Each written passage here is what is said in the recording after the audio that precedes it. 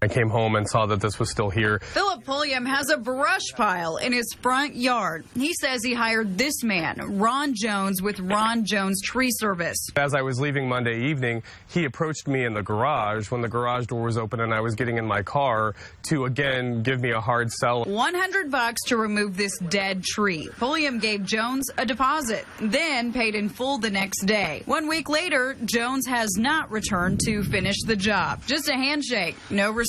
The receipt is right here. You can see it. You can also see this from his home security system. Jones visited several times to make an offer. It's so surreal and creepy. At a couple occasions, I was out of town to sit in a hotel room 4 states away and see a gentleman spending much time on my front porch, hanging out, making himself at home. Contact KY3 went to Jones's home. There's the no trespassing sign. I'm leaving him this note. It says, Mr. Jones, several customers tell us they paid you in full for a service that you haven't finished. We are doing a story. We'd like your comment. And I left my number. I'm just going to leave it next to his mailbox. It's super hot. Yeah, this is what we've been living with since May the 4th. No air conditioning in the dog days of summer. The light is heating up the house even more. I mean, we have to keep everything dark. Bed sheets hang from every window. An AC window unit will not fit here.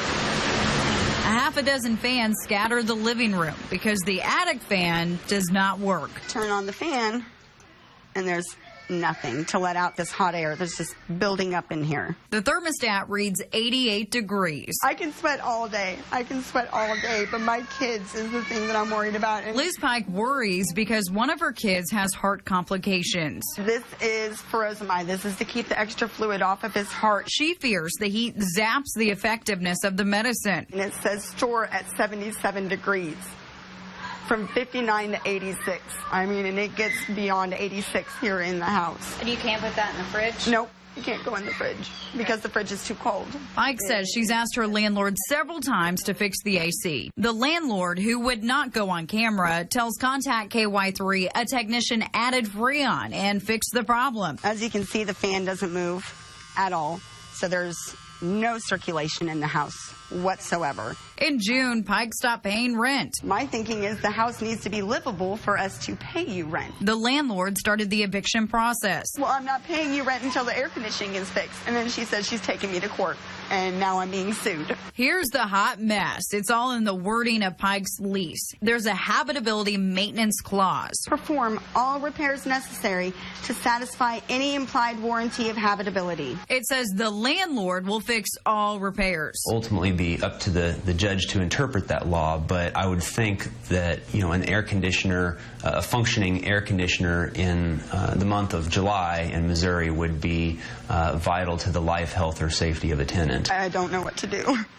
It's my dream to have a teacup Yorkie. They're rare, they're hard to take care of, but it's something I wanted. $500 for the Yorkie. It would be delivered from Maryland to her front door. This should be the only receipt I have. She was told the dog arrived in Illinois, but there was a problem. The microchip was bad. It needed fixed. She needed a new shot because of crossing state lines. Her puppy was in limbo. They won't give an exact place that she was at that we could go get her. Buyers continued to pay for boarding, food, and other services. $95, $130, $200. As soon as they run that microchip, it's going to come up with my name. Or it should, unless all that's a lie, too. Does the dog exist? That's another question. Could I speak to your manager? No, Why not? because he's not here right now. Okay. Could I leave a message? If someone is dissatisfied with their service who was promised a dog that they paid for, why can't they get their money back? Phil? Do more research before you send money. Perhaps you saw it It gets kind of stinky or smelled it. when it got so that you couldn't hardly get anything in it. And then we had it setting outside. It was hot. Yes. Your business currently has an F rating with the BBB. What are you doing to improve this situation?